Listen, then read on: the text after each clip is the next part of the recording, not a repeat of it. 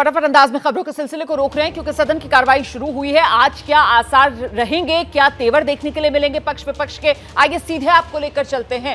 लोकसभा राज्यसभा की कार्रवाई शुरू और लीजिए हंगामे की आवाज एक बार फिर से सुनाई पड़ रही है। Question number 261।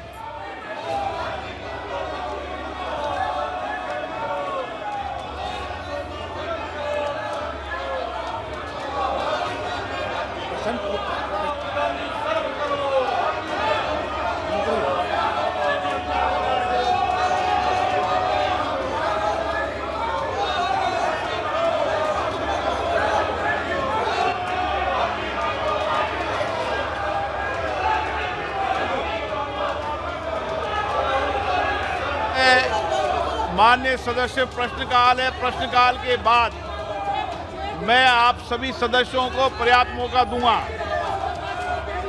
प्रश्नकाल के अंदर प्रश्नकाल चलने दें, उसके बाद आप नोटिस दें। जो भी माननीय सदस्य नियमों प्रक्रिया के तहत नोटिस देगा, मैं सभी माननीय सदस्यों को बोलने की अनुमति दूंगा। ये सदन में मैं आप लोगों को आग्रह पूर्वक कह रहा हूं, इसलिए आप प्रश्नकाल चलने दें।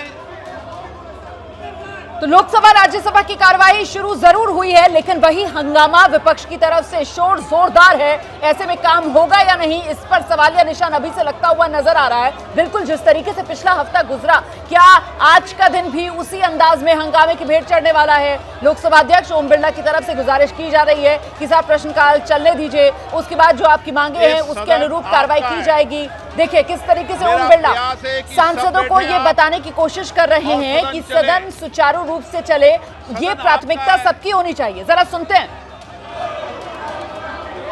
सदन आपका है, सदन चलेगा, देश सदन चलना देखना चाहता है, इसलिए आपसे भी आग्रह आप सब बैठे।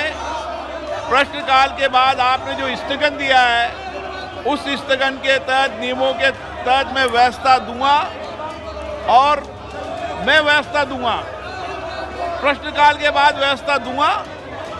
जो भी माननीय सदस्यों के नियमों के तहत आते हैं, उन सभी माननीय सदस्यों को बोलने का पर्याप्त अवसर मिलेगा। सदन आपका है, सबको बोलने का अधिकार है, लेकिन नियमों के तहत बोलने का अधिकार है। बैठिए, प्रश्नकाल चलने दीजिए।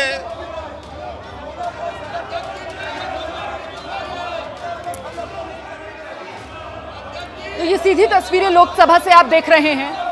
लोकसभा अध्यक्ष ओम बिरला की तरफ से यही कहा जा रहा है कि साहब प्रश्नकाल होने दीजिए, क्वेश्चन आवर चलने दीजिए, उसके बाद नियमों के मुताबिक सबको बोलने का मौका दिया जाएगा। देखिए मामला जो है पक्ष विपक्ष में वो कहां अटक रहा है। एक तरफ विपक्ष है जो वही अदानी मुद्दे को लेकर जेपीसी की मांग पर अड़ा हुआ है, और वहीं दूसरी तरफ सत्ता पक्ष है, सत्ता पक्ष जिसकी तरफ से राहुल गांधी से सीधे माफी की मांग की जा रही है। इस पर राहुल गांधी जो विदेश में थे, 15 मार्च को वापस आते हैं, आकर मुलाकात करते हैं लोकसभा अध्यक्ष से और उनसे निवेदन करते हैं कि उन्हें सदन में बोलने का मौका दिया जाए। नारेबाजी क्यों कर रहे हो?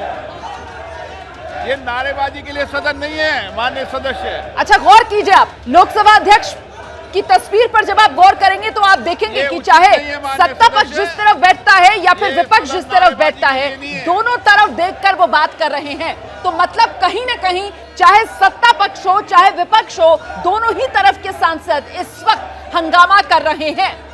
और सत्ता पक्ष की तरफ से जो हंगामा किया जा रहा है वो इस बात को लेकर कि राहुल गांधी माफी मांगे। राहुल गांधी ने विदेशी जमीन से देश का अपमान किया है, देश के लोकतंत्र का अपमान किया है। जिस तरीके से विदेशी जमीन पर जाकर राहुल गांधी ने यूएस, यूरोप जैसे मुल्कों से कहा है कि साहब वो भारत के लोकतंत्र को बचाने के लिए हस्तक्षेप करें। इसी को लेकर ये आर पार पक्ष विपक्ष के बीच जो छिड़ी हुई है। ये पार्लियामेंट फंक्शन का तरीका है आपका? पार्लियामेंट फंक्शन हो और तख्तियां लेकर आ रही हो? माननीय सदस्य तख्तियां रखिए, पार्लियामेंट फंक्शन तख्तियां लेके नहीं आता। तो सुन रहे आप लोकसभा अध्यक्ष जो हैं बीच बीच में कुछ नाराज से भी नजर आते हैं, हालांकि पूरी तरीके से अपना संयम रखते हुए। एक तरफ विपक्ष की तरफ से आवाजें आती हुई सुनाई पड़ रही हैं, नारेबाजी विपक्ष की तरफ से हो रही है। वी वांट जेपीसी, जेपीसी के मुद्दे पर विपक्ष अड़ा हुआ है। अदानी के मामले में विपक्ष जेपीसी की मांग कर रहा है और आप देख रहे हैं ओम बिरला लोकसभा अध्यक्ष जो नाराजगी इस बात को लेकर जता रहे हैं कि साहब जो सांसद हैं वो तख्तियां लेकर पहुंचे हुए हैं। देखिए किस तरीके से जो विपक्ष के सांसद हैं अपनी सीटों पर खड़े हुए हैं, हाथों में तख्तियां भी उनके नजर आ रही हैं। वी वांट जेपीसी के नारे यहां पर लगाए जा रहे हैं। आप सदन नहीं चलाना चाहते, प्रश्नकाल नहीं चलाना चाहते, हम आपको अलाउ करूंगा, निश्चित रूप से अलाउ करूंगा। प्रश्नकाल के बाद नियमों के तहत अगर मैं स्थगन खारिज करूं उसके बाद आपको बोलने का अधिकार है। ये सदन तो सबका है।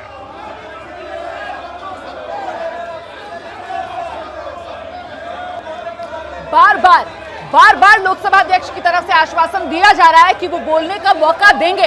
बार बार लोकसभा अध्यक्ष कह रहे हैं कि नियमों के अनुसार वो बोलने का मौका देंगे। चर्चा करें, चेंबर में आए, चर्चा करें, सत्ता पक्ष भी आए, प्रतिपक्ष भी आए, रास्ता निकालेंगे, सदन चलाएंगे, आपके विषय मुद्दों को भी चर्चा करेंगे।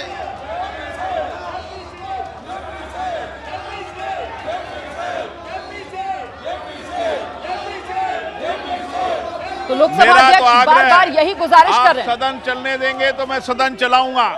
आप अगर सदन नहीं चलाना चाहते तो सदन की कार्रवाई 2 बजे तक की स्थगित की जाती है।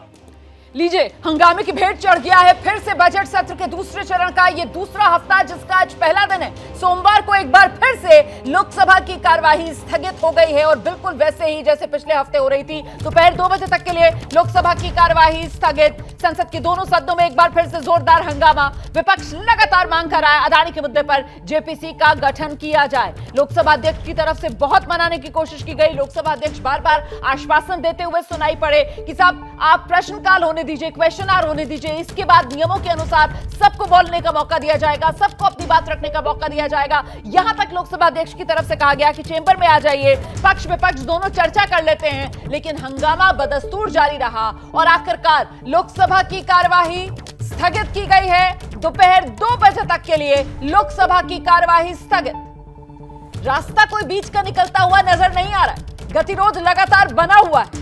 विपक्षी एकता अदानी के मुद्दे पर जेपीसी मांग की लगातार बनी हुई है, उसमें किसी तरीके की कोई सेंधमारी होती हुई नजर नहीं आ रही है। तमाम विपक्षी दल जो हैं वो अदानी के मुद्दे पर जेपीसी का गठन किया जाए इसको लेकर एक मत है और यही वजह कि सदन की कार्यवाही चल नहीं पा रही है। हालांकि सत्ता पक्ष की तरफ से लगातार निशाने पर राहुल गांधी को लिया जा रहा है। सत्ता पक्ष मांग कर रहा है कि राहुल गांधी माफी मांगे। जिस तरीके से विदेशी जमीन पर जाकर राहुल गांधी ने देश का अपमान किया है और इसको लेकर भी कुछ विपक्षी पार्टियों को कहना है कि साहब ये सिर्फ और सिर्फ ध्यान भटकाने का मामला है सत्ता पक्ष की तरफ से। इस सब के बीच इस वक्त की बड़ी खबर आपको बता दें, राज्यसभा में भी हंगामे के चलते कार्यवाही को स्थगित करना पड़ा है।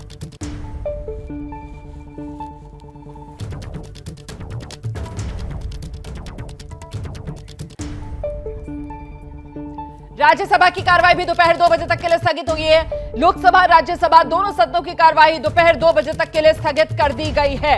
तो दोनों ही सदनों में मामला अदानी को लेकर जेपीसी गठन का जो जोरदार तरीके से विपक्ष की तरफ से उठाया जा रहा है और इसी के चलते हंगामा इतना कि दोनों सदनों की कार्रवाई हंगामे की भेंट चढ़ गई है।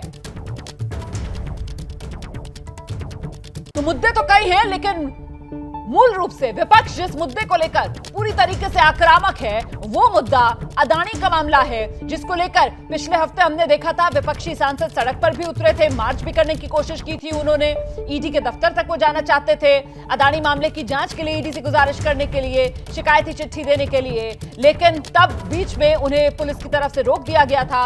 और अब आज एक बार फिर से इसी मुद्दे को लेकर पक्ष विपक्ष में इतना आर पार, इतना जोरदार हंगामा और संग्राम की फिर से ठप हुआ सदन का काम। और ऐसे में तेवर पक्ष विपक्ष के क्या देखने के लिए मिल रहे हैं, कैसे एक दूसरे को लेकर आर पार पक्ष विपक्ष में छिड़ा हुआ है। आइए जरा कुछ बयान आपको सुनाएं, उससे पहले आपको सीधे लिए चलते हैं क्या कह रहे हैं केंद्रीय मंत्री प्रहलाद जोशी, जरा सुनते हैं। अभी हम चर्चा करके आपको बताएंगे। लेकिन ऑपोजिशन बोल रहे हैं कि आप लोग हाउस चलाना नहीं चाहते। नहीं, हम तो चलाना चाहते हैं, इसलिए हम उनको रिक्वेस्ट भी किया वो है। कह रहे हैं कि क्यों ऐसा है कि आपके लोग भी और आप माफी मांगना चाहिए ना, माफी नहीं मांगते। तो आप सुन रहे थे प्रहलाद जोशी को, केंद्रीय मंत्री, जो इस सवाल का जवाब देते हुए जब पत्रकार ने उनसे पूछा कि साहब विपक्ष ये कह रहा है कि सत्ता पक्ष नहीं चाहती है सदन की कार्रवाई चले, सत्ता पक्ष हंगामा कर रहा है, तो फिर प्रहलाद जोशी की तरफ से कहा गया कि साहब माफी मांगनी चाहिए राहुल गांधी को, जिस तरीके का बयान राहुल गांधी की तरफ से दिया गया है। मोदी सरकार को हटाना जोर जुल्म जाती और असंवैधानिक कार्य जिस तरह हो रहे हैं, जिस तरह देश को लूटा जा रहा है, 4-6 उद्योगपतियों को गाढ़ी कमाई जनता की उनके तिजोरी में डाली जा रही है। एक सप्ताह से संसद नहीं चल रही है, अडानी पर जेपीसी नहीं बन रही है। मुख्य मुद्दा आज ये है कि हम लूट और भ्रष्टाचार के खिलाफ खड़े हैं या नहीं। जहां तक सवाल है गठबंधन का, मैं बहुत ही विनम्रता से कहना चाहता हूं, मुख्य विपक्षी दल कांग्रेस के बगैर किसी भी सार्थक गठबंधन की कल्पना भी नहीं की जा सकती। के राज्यसभा सांसद हरनाथ सिंह यादव, हरनाथ जी, राहुल गांधी को लेकर के ममता बनर्जी कह रही हैं वो तो प्रधानमंत्री नरेंद्र मोदी के लिए टीआरपी का काम कर रहे हैं। ऐसा है कि राहुल गांधी के पास जो बौद्धिक संपदा है, जो उनका जो बर्तन के बारे में, उनके बौद्धिक बर्तन के बारे में जो तमाम अनेक प्रकार की जो चर्चा होती है, उसी पर उन्होंने मोहर लगाई है। और राहुल गांधी के पास भी देश को आगे बढ़ाने के लिए, देश को मान सम्मान स्वाभिमान की दृष्टि से ऊंचा करने के लिए कोई योजना नहीं है। इसी प्रकार से विपक्ष में जितने नेता खड़े हैं, चाहे वो ममता जी हैं, चाहे वो अखिलेश यादव जी हैं, अन्य लोग हैं, उनके पास देश को प्रगति के पथ पर ले जाने का किसी के पास कोई न चिंतन है, न कोई इनकी नीति है। और वो विपक्षी एकता का जहाँ तक सवाल है, वो तो ऐसे समझ लीजिए जैसे संतरा होता है। संतरा कुछ दिनों के लिए जब क्या नाम है एक रहता है, उसके बाद एक समय आने पर वो उसकी फांकें अलग अलग हो जाती है। इसी प्रकार से अनेक प्रयोग विपक्षी एकता की हमेशा फेल रहा है। लेकिन राहुल गांधी तो बिल्कुल सुनियोजित तरीके से देश के दुश्मनों के लिए काम कर रहे हैं। इसकी जांच होनी चाहिए, उनके खिलाफ कार्रवाई होनी चाहिए। और उन्होंने कैम्ब्रिज विश्वविद्यालय में जो खड़े होकर के जो बोला, उन्होंने कहा कि चीन जो है सद्भाव पैदा करता है, हिंदुस्तान में लोकतंत्र समाप्त हो गया, उनको बोलने नहीं दिया जाता है। ये कृत्य कोई देश का दुश्मन ही कर सकता है और उनकी तो मेरी दृष्टि में सदस्यता समाप्त होनी चाहिए। तो अदानी पर जेपीसी और राहुल की माफी, यही वो मुद्दे हैं जिसको लेकर सदन में आर पार ऐसा कि फिर से संग्राम सदन में देखने के लिए मिला है और सदन की कार्यवाही जो है वो हंगामे की भेंट चढ़ गई। हम सीधे आपको लेकर चलते हैं, मेरे सहयोगी अंकित गुप्ता इस वक्त हमारे साथ मौजूद है, लेकिन उससे पहले कांग्रेस अध्यक्ष मल्लिकार्जुन खड़गे क्या कह रहे हैं, जरा सुनते हैं। जो इश्यूज हम उठा रहे हैं, उस इश्यूज को डाइवर्ट करने के लिए ये लोग पूरी कोशिश कर रहे हैं। जो भारत जोड़ो यात्रा कंप्लीट होके भी अब 46 डेज हो गए, अब वो पूछ रहे हैं कि आपके यात्रा में कौन मिले, कैसा मिले। उनको सताने के लिए, टारगेट करने के लिए पूरी कोशिश कर रहे हैं और वो डरा के धमका के कमजोर करने की बात कर रहे हैं। हम कभी डरने वाले नहीं, कमजोर होने वाले नहीं। तो कांग्रेस अध्यक्ष मल्लिकार्जुन खड़गे को आप सुन रहे थे। कांग्रेस की तरफ से यही कहा जा रहा है कि दरअसल राहुल को लेकर जिस तरीके से आक्रामक सत्ता पक्ष है, वो देश का ध्यान असली मुद्दों से भटकाना चाहता है। हम सीधे आपको लेकर चलते हैं, अंकित गुप्ता मेरे सहयोगी इस वक्त हमारे साथ मौजूद हैं और जरा जानते हैं अंकित गुप्ता से कि अंकित, ये गतिरोध जो पिछले हफ्ते बना हुआ था, बजट सत्र का दूसरा चरण, दूसरा हफ्ता, पहला दिन आज सोमवार का, एक बार फिर से आसार वही कि संग्राम बरकरार रहेगा, बीच का रास्ता निकलेगा कैसे, गतिरोध दूर कैसे होगा अंकित?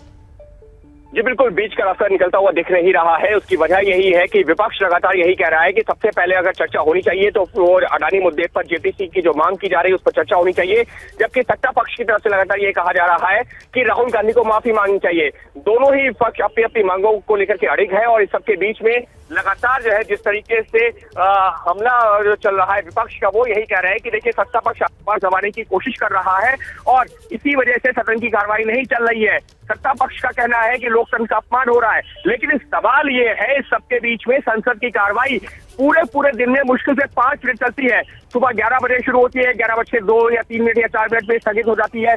2 बजे तक के लिए 2 बजे शुरू होती है, 2-4 मिनट में स्थगित हो जाती है। हालांकि लोकसभा में तो आज स्पीकर ने यहाँ तक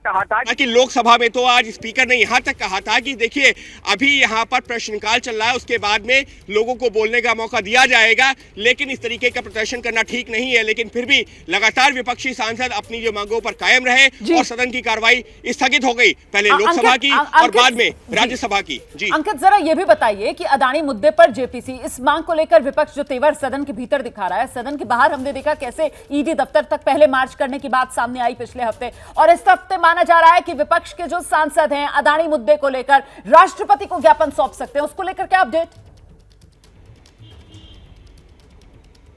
जी बिल्कुल, राष्ट्रपति को ज्ञापन सौंपने की बात हुई है, चर्चा हुई है और यही माना जा रहा है कि अगले 1-2 दिनों के दौरान कभी भी राष्ट्रपति भवन जाएंगे और ज्ञापन सौंपेंगे। लेकिन रोमाना यहाँ पर सबसे महत्वपूर्ण क्या है? सबसे महत्वपूर्ण यह है कि इस गतिरोध के चलते सदन की कार्रवाई, जिस पर रोजाना जो करोड़ों रुपए खर्च होता है, वो बर्बाद हो रहा है। जनता से जुड़े हुए मुद्दे जो कि सदन में जो चर्चा के लिए आने चाहिए थे, तमाम मुद्दे हैं वो नहीं उठाए जा पा रहे हैं। और फिर चाहे लोकसभा हो या राज्यसभा हो, चेयर की तरफ से यही कहा जा रहा है कि आप यहाँ पर आए, चर्चा कीजिए, जो मुद्दे हैं उन पर बात रखिए, लेकिन उसका जो है हंगामा नहीं किया जा सकता। लेकिन फिर भी हंगामा जारी है और कार्रवाई स्थगित होती जा रही है। बिल्कुल, बहुत बहुत शुक्रिया आपका अंकित गुप्ता इस तमाम अपडेट के लिए। कुल मिलाकर ये तो हकीकत ही है ना कि साहब जो टैक्स पेयर का पैसा है वो तो इस हंगामे की वजह से पानी में बहता हुआ नजर आ रहा है, क्योंकि सदन का काम तो चल नहीं पा रहा है, लगातार हंगामे की भेंट सदन चढ़ रहा है। एक और सदन में जंग छिड़ी हुई है, बीजेपी कांग्रेस आमने सामने है, और दूसरी ओर 2024 उसकी जंग में ममता बनर्जी ने कांग्रेस पर बड़ा हमला बोल दिया है। जुबानी हमला है ये। ममता बनर्जी ने राहुल गांधी की लीडरशिप को लेकर सवाल उठा दिया है। ममता बनर्जी कह रही हैं कि अगर राहुल गांधी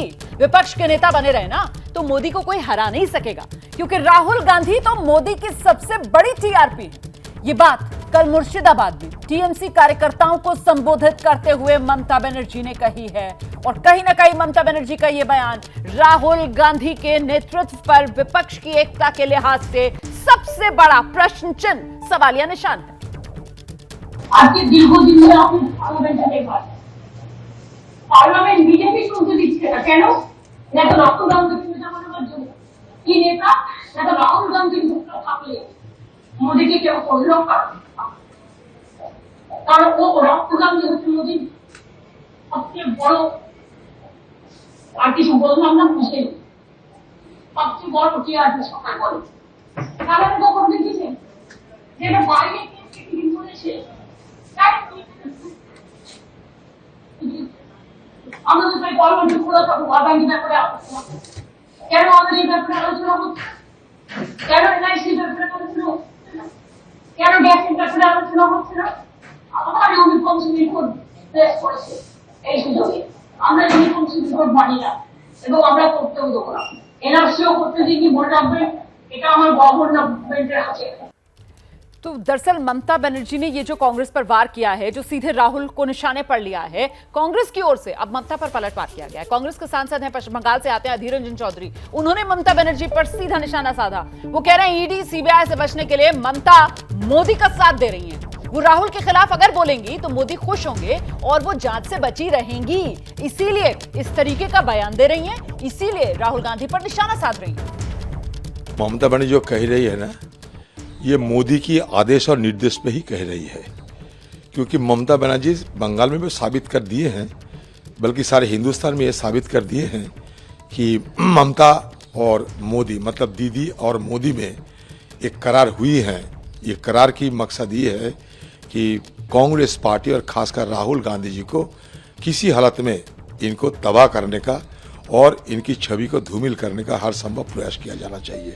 क्योंकि हिंदुस्तान में पहली बार मोदी जी नारा लगाए थे कि कांग्रेस मुक्त भारत। उस समय ये ममता बनर्जी सही रास्ते पे थे, लेकिन बाद में जब उनकी भतीजे को ईडी दफ्तर में बुलाया गई, उसके बाद उनके नारा बदल चुके हैं। अब देखो 9 सितंबर 2021 से नारा बदल चुके हैं सत्तारूढ़ पार्टी बंगाल के ममता बनर्जी के, क्योंकि वो ईडी और सीबीआई से बचना चाहती है। और बचना चाहती है इसलिए वो हर संभव कांग्रेस को खिलाफत करेंगे, क्योंकि कांग्रेस को अगर कोई खिलाफत करेंगे, कांग्रेस का विरोध करेंगे तो मोदी खुशी होंगे। तो ममता बनर्जी की अभी मोदी को खुशी कराना सबसे बड़ा उनका प्रयास रहेगी। तो सुना आपने अधीर रंजन चौधरी को। कांग्रेस सांसद कह रहे हैं कि दरअसल मोदी को खुश करने के लिए ममता इस तरीके का बयान दे रही हैं, राहुल गांधी को निशाने पर ले रही हैं। नमस्कार, एबीपी न्यूज पर हाजिर हूं मैं रोमाना इसार खान। जापान के प्रधानमंत्री फूमियो किशिदा भारत दौरे पर हैं। आज सुबह ही वो भारत पहुंचे हैं और इस वक्त प्रधानमंत्री मोदी के साथ उनकी मुलाकात चल रही है। जापान के प्रधानमंत्री के भारत दौरे से चीन को मिर्ची जरूर लगेगी, क्योंकि माना जा रहा है जापान के प्रधानमंत्री इंडो पैसिफिक रीजन में उभरती चुनौतियों और भारत की बढ़ती भूमिका पर चर्चा करेंगे। जापान के प्रधानमंत्री फूमियो किशिदा रक्षा, सुरक्षा, व्यापार, निवेश समेत कई क्षेत्रों में द्विपक्षीय रिश्ते मजबूत करने पर जोर देंगे। ये तस्वीरें आपके सामने हैं। आज सुबह जब फूमियो किशिदा पालम एयरपोर्ट पहुंचे, उस वक्त की तस्वीरें आपके सामने। प्रोटोकॉल के तहत उनका स्वागत किया गया वहां पर।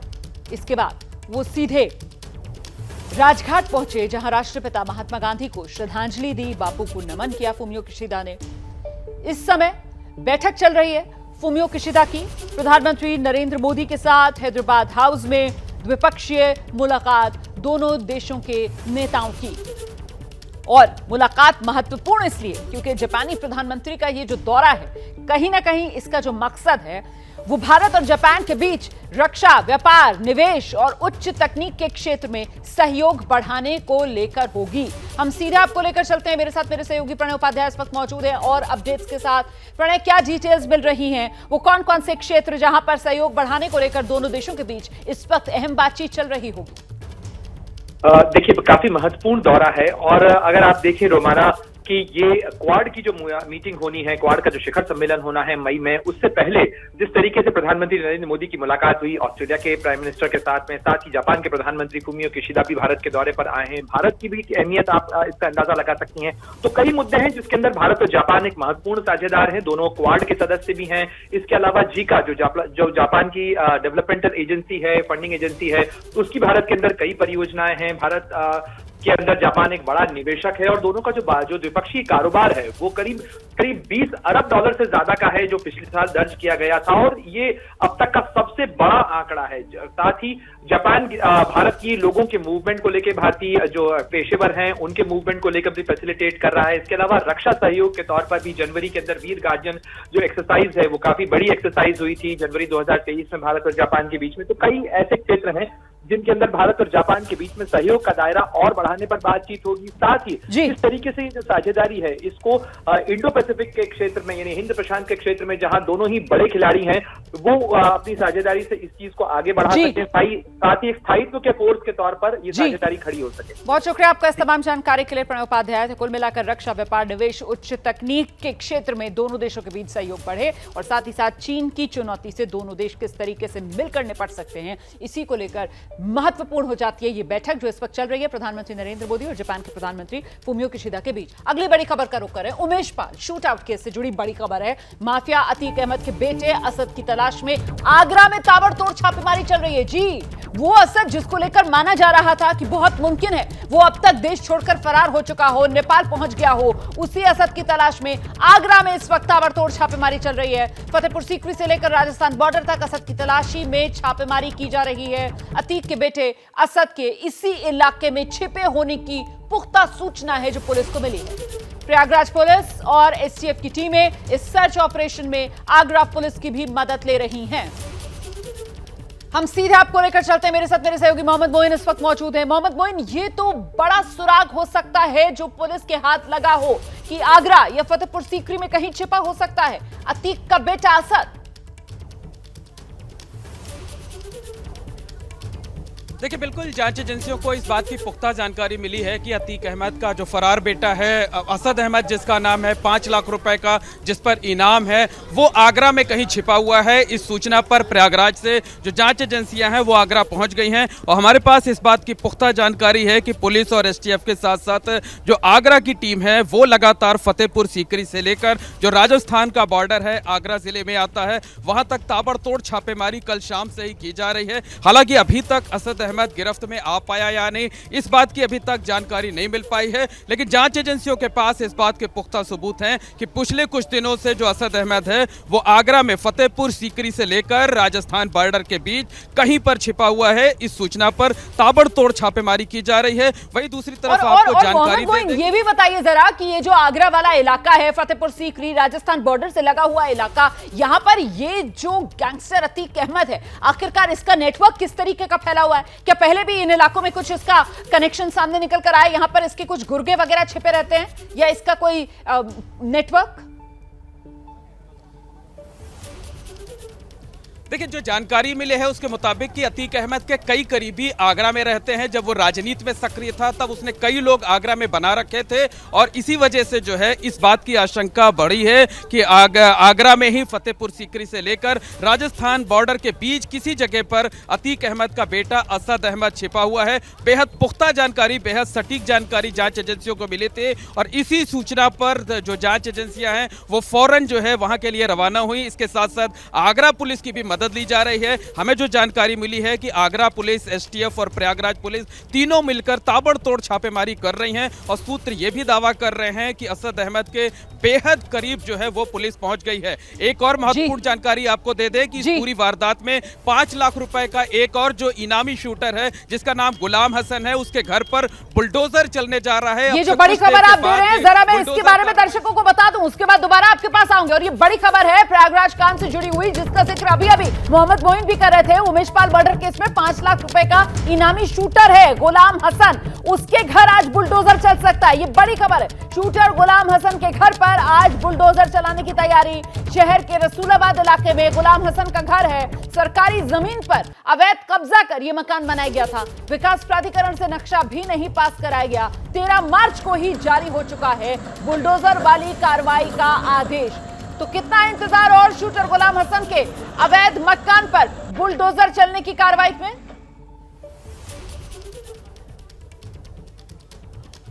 जी बिल्कुल, देखिए इस वक्त हम उसी जगह पर मौजूद हैं जहां आपको बता दें कि ये मकान है जो कि गुलाम हसन का है। परिवार वाले ये दावा कर रहे हैं कि ये उनका पुश्तैनी मकान है, जबकि सरकारी अमले का दावा ये है कि राजकीय आस्थान यानी गवर्नमेंट प्रॉपर्टी थी, गवर्नमेंट लैंड थी जिस पर यह मकान बनाया गया था। प्रयागराज विकास प्राधिकरण से मंजूरी नहीं ली गई थी, इसके साथ साथ नक्शा नहीं पास कराया गया था। और इस वक्त वहाँ किस तरीके के हलचल है ये हम आपको दिखा दें। देखिए, ये पुलिस फोर्स यहाँ पर पहुँच चुकी है, PSC के लोग पहुँच चुके हैं, महिला पुलिस पहुँच चुकी है और रसूलाबाद घाट की तरफ जाने वाला जो रास्ता है उसको दोनों तरफ जो है इस तरीके से बैरिकेड कर दिया गया है। यहां पर लोगों के आने जाने पर पाबंदी लगा दी गई है और तमाम लोग अपने घरों की छतों पर खड़े होकर के इस तस्वीर को देख रहे हैं। हालांकि अभी बुलडोजर यहां पर नहीं पहुंचा हुआ है, लेकिन सरकारी अमले की जो टीम है, देखिए ये प्रयागराज विकास प्राधिकरण के जो जोनल मजिस्ट्रेट होते हैं उनकी गाड़ी आ चुकी है। यहां पर इन्हीं के निर्देशन में पूरी कार्रवाई होनी है। हमारे दाहिनी तरफ और सामने की तरफ आपको बड़ी संख्या में पुलिस फोर्स दिखाई दे रही होगी और पूरा इलाका जो है वो लोगों की भीड़ से यहाँ पर पट गया है और तमाम लोग आपको वो घरों की छतों पर खड़े होकर के इस नज़ारे को देखते हुए नजर आ रहे होंगे। तो बिल्कुल बुलडोजर पहुंचने का इंतजार किया जा रहा है और जैसे ही बुलडोजर पहुंचेगा, और ये मकान है बाहर की तरफ, ये 4 दुकानें हैं, इन्हें पहले ही नोटिस दे दिया गया था, ये दुकानें खाली हो चुकी हैं और यहाँ से लेकर ये जो पतली गली है, ये हम आपको दिखाने की कोशिश करते हैं कि ये जो पतली गली है, इस गली के यहाँ से लेकर के वो आखिर तक जो है ये गुलाम हसन का मकान है। ये पूरा एरिया जो आप देख रहे हैं, एक एक कर यहाँ पर कई गेट लगे हुए हैं और यहाँ से लेकर वो जो सामने दीवार दिख रही है जहाँ पर एक पानी की टंकी रखी हुई है, यहाँ तक ये गुलाम हसन का मकान है। 335 वर्ग मीटर क्षेत्रफल में बना हुआ ये मकान है और ये गुलाम हसन की माता जी हैं, वो बैठी हुई हैं, उनसे बात कर लेते हैं, जानने की कोशिश करते हैं। बताइए, आपके घर पर आज बुलडोजर चलने जा रहा है, माता जी बताइए बेटा। हम तो कहे थे उनका सच जाते हैं, उनके जहाँ हो गिरा हुआ, हमार ना गिरा हुआ, मोर बच्चा हम कहाँ सर झुकाओ, कहाँ के पास हमका सर झुकावे के जगह दे। हमरे साथ न्याय करा, वैसे अन्याय कर दे, हम कुछ न कहा। उनको जो जितना करें उतना सजा देना चाहते हो दे। हम ये बताइए, वो भाई हैं आपके? देखिए भाई हैं, लेकिन ये बताइए रिश्ते निभाने आने भी चाहिए ना। भाई, अगर भाई कहने से कोई भाई होता है, अन्य रिश्ते, आप भी परिवार में रहते हैं, आपका भी परिवार होगा। जब भाई हैं, अगर भाई होते और हमारे भाई होते और बेटे होते तो आज ये माँ और हम लोग को बीच चौराहे पे ऐसे खड़ा करके जाते वो। बिल्कुल समझा जा सकता है कि परिवार वालों की हालत क्या है। परिवार के जो लोग हैं वो पल्ला झाड़ रहे हैं और एक बार फिर से गली से बाहर निकलते हैं, वहां की तस्वीरें दिखाते हैं और ये दिखाते हुए चलते हैं कि ये जो मकान है ये शूटर गुलाम हसन का मकान है। शहर का जो रसूलाबाद इलाका है वहां पर 335 वर्ग मीटर एरिया में फैला हुआ ये मकान है और इस पर बुलडोजर चलने जा रहा है। बिल्कुल, इस पर बुलडोजर चलने की पूरी तैयारी है। बहुत शुक्रिया मोहम्मद मोइन। आगे जैसे ही कोई अपडेट होगा, जैसे ही बुलडोजर वाला एक्शन शुरू होगा, दोबारा से आपके पास आएंगे। आपने वो कहावत सुनी होगी ना, खून के आंसू रोना। इस वक्त गुलाम हसन का परिवार वही खून के आंसू रो रहा है, अपने बेटे का किया भुगत रहा है, क्योंकि बुलडोजर वाला एक्शन किसी भी पल इस इलाके में शुरू होने वाला है। जो हुंकार भरी थी उत्तर प्रदेश के मुख्यमंत्री योगी आदित्यनाथ ने माफिया को मिट्टी में मिला देंगे, वही होता नजर आ रहा है। 25 दिन हो चुके हैं, लेकिन उमेश पाल हत्याकांड के शूटर अब तक फरार है। इंसाफ की आस में उमेश पाल के परिवार ने एबीपी न्यूज से बातचीत में हत्याकांड के खौफनाक आखिरी 32 सेकंड की पूरी आंखों देखी बयां की है। रिपोर्ट देखिए।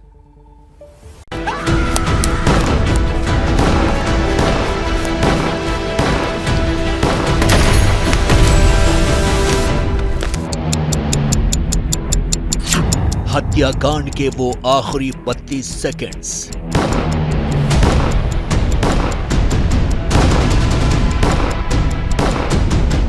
मौत के आखिरी पल की आंखों देखी।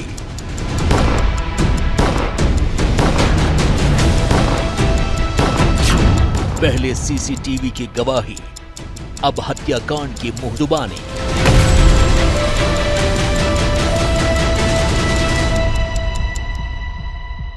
आखिरी लम्हे के 32 सेकंड में क्या कुछ हुआ था।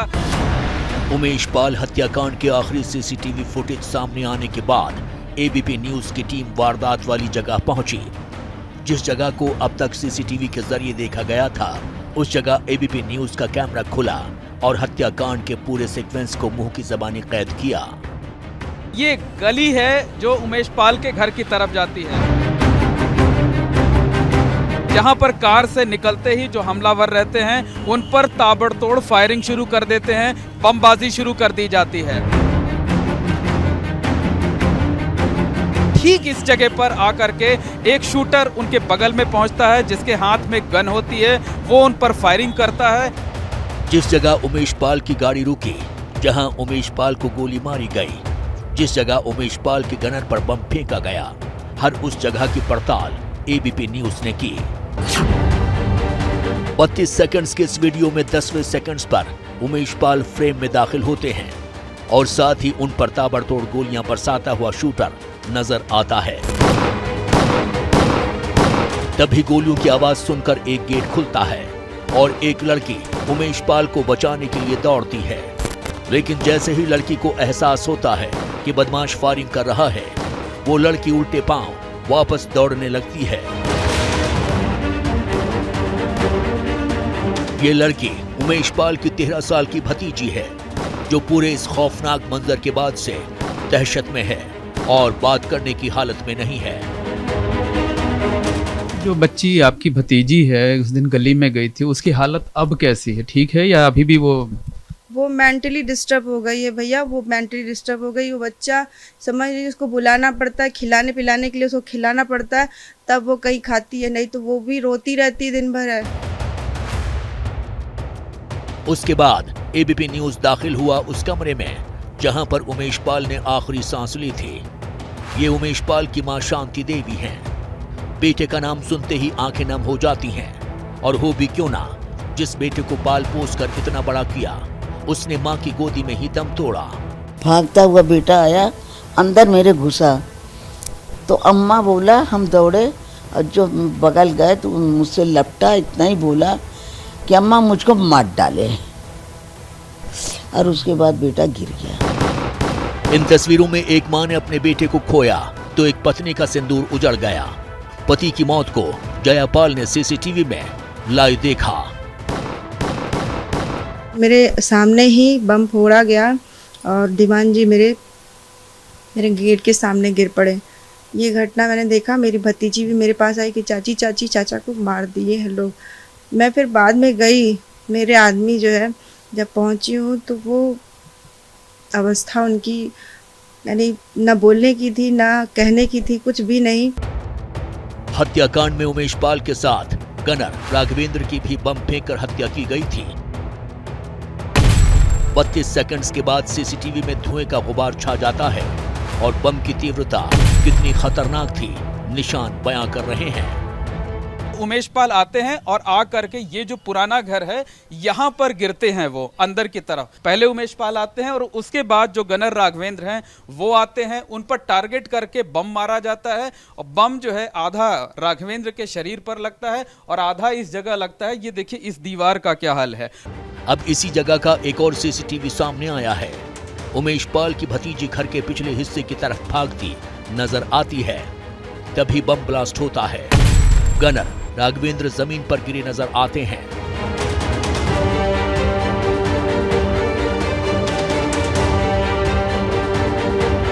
वहां मौजूद लोग बाहर निकलते हैं।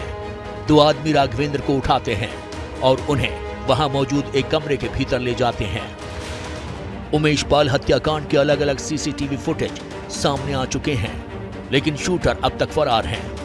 अतीक की पत्नी शाइस्ता परवीन भी शूटआउट में 25,000 की इनामी आरोपी हैं। अब यूपी पुलिस शाइस्ता के बिना बुर्के वाली तस्वीर जारी करने की तैयारी में है, ताकि आरोपियों तक पहुंचने का सुराग मिल सके। जैसे ही घड़ी का काटा दोपहर 2:30 पे आए, बबीता जी का दिल सास बहू साजिश के लिए मचल जाए। और ये है इनकी बहू, पूरे दिन ऑफिस की टेंशन हो जाए गॉन जब ये करें अपना फेवरेट शो फ्री टाइम पे ऑन। इनकी तरह आप भी देखें अपना फेवरेट शो अपने टाइम पर और डाउनलोड कीजिए एबीपी लाइव ऐप अपने स्मार्ट टीवी पर।